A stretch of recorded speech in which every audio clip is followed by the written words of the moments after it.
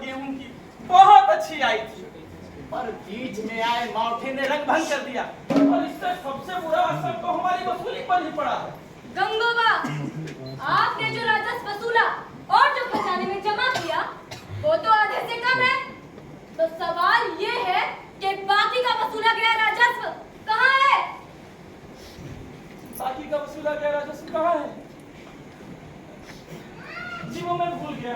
वो लगातार यात्रा में रहने के कारण थोड़ा बीमार हो गया था। गंगोबा तात्या, आपको राजस्व की सारी राशि आज और अभी जमा करनी है।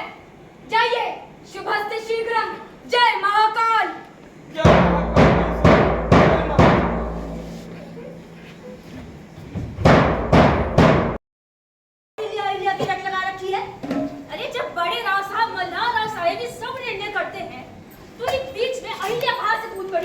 तू नहीं जानती आनंद, इस सहेलिया ने बड़े राव साहब पर ऐसा जादू किया है, ऐसा जादू किया है, ऐसा जादू किया है। बताओगे भी सही कैसा जादू किया है कि राज्य का सारा काम वो खुद देखने लगी है।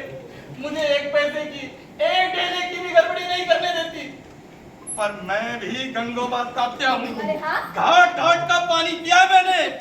अब की ऐसी चलूंगा कि सारा होलकर राज ही खत्म हो जाएगा। अरे और नहीं तो क्या, यहाँ पूरे 12 साल बीत गए और मैं एक ही आभूषण खरीद पाई हूँ।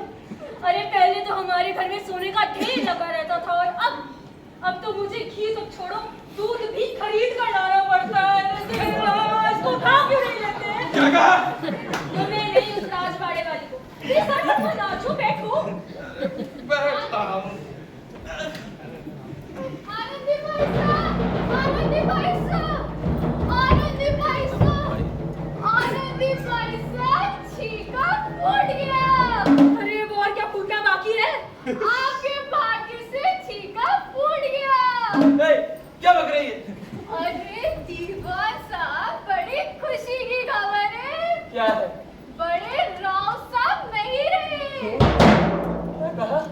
बड़े राव साहब, सरकार मल्लाराम नहीं रहे।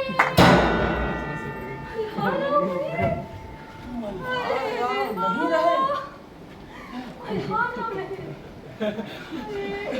बड़ी खुशी की खबर सुनाई है। ये ले तेरी बख्शिश। अरे इसमें तो खोटे तांबे के सिक्के हैं, ये लो।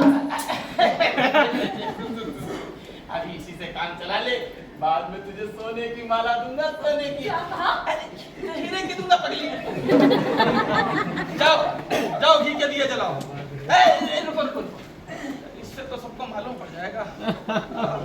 एक काम करो, मेरे फटे पुराने कपड़े निकाल लाओ, उसी को पहनकर हम शोक मनाएंगे। राव साहब हमें छोड़ के कहाँ चले गए? कहाँ चले गए राव साहब? अरे श्रीमान सरकार, हमें अरे कहाँ चले गए?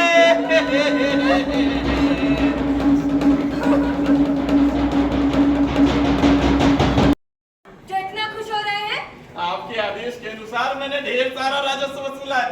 साल भर कर सोने के सिक्के लाया हूँ। आप ले आए हैं? पर जहाँ तक मुझे पता है, आपने तो बस एक गांव की वसूली की थी। वहाँ के तालुकेदार ने हमसे शिकायत की है कि आपने वसूली 2 गुना की थी और फिर भी यहाँ खजाने में आधी रकम जमा की। यहाँ से ये खबर यहाँ तक कैसे पहुंची? भाई साहब, वो बाकी की सारी रकम मैंने आपके सुपुत्र मालीराव साहब को जमा कर दी थी। वो कोजीराव की तबीयत खराब हो गई थी, इसलिए अभी आधी जमा कर पाया हूँ। बाकी मैं करवाए। अच्छा, क्या यहाँ से? प्रणाम प्रणाम।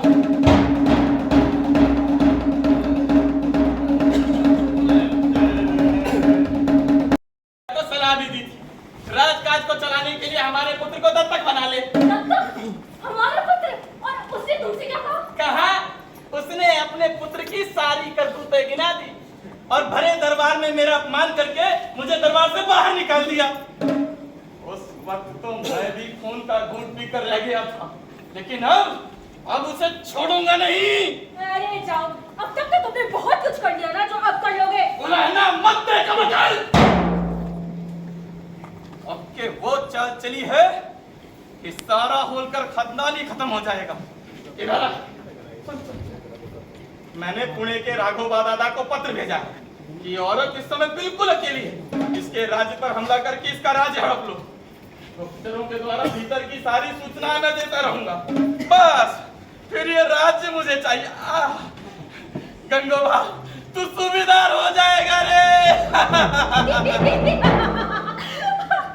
तुम और सूबेदार, घर में नमक तो है नहीं तुम्हारे। इतने सपने देखना बंद करो और ये लोकेशन बाजार से नमक लेके आओ। चला चला एक से ध्यान से